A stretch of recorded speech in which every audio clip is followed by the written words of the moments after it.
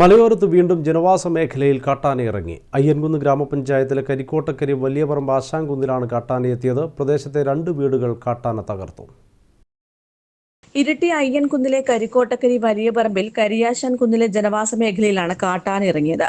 ആശാൻകുന്നിലെ കുരിശുമൂട്ടിൽ ചാക്കോ, പുത്തൻപുരയ്ക്കൽ റോയ് എന്നിവരുടെ വീടുകൾ കാട്ടാന ഭാഗികമായി തകർത്തു. സമീപത്തെ ബിജോയിയുടെ റബ്ബർ ഷീറ്റ് പുരയും തകർത്തിട്ടുണ്ട്. പ്രദേശത്തെ റബ്ബർ തോട്ടത്തിലാണ് കൊമ്പൻ നിലയുറപ്പിച്ചിരിക്കുന്നത്. RRT വനം വകുപ്പ് അധികൃതർ സ്ഥലത്ത് ക്യാമ്പ് ചെയ്യുന്നുണ്ട്. ആനയെ കാട്ടിലേക്ക് തുരത്തുന്നതിനുള്ള നടപടികളുടെ ഭാഗമായി വനംവകുപ്പ് സ്ഥലത്ത് ക്യാമ്പ് ചെയ്ത് സ്ഥിതിഗതികൾ നിരീക്ഷിച്ചു വരികയാണ്. ജാഗ്രത പാലിക്കാൻ അനൗൺസ്മെന്റും നടത്തുന്നുണ്ട്. കരിക്കോട്ടക്കരി പോലീസും സ്ഥലത്ത് ക്യാമ്പ് ചെയ്യുന്നുണ്ട്. ജനങ്ങളോട് ജാഗ്രത പാലിക്കാൻ അയ്യൻകുന്ന് ഗ്രാമപഞ്ചായത്ത് അധികൃതർ നിർദ്ദേശം നൽകി.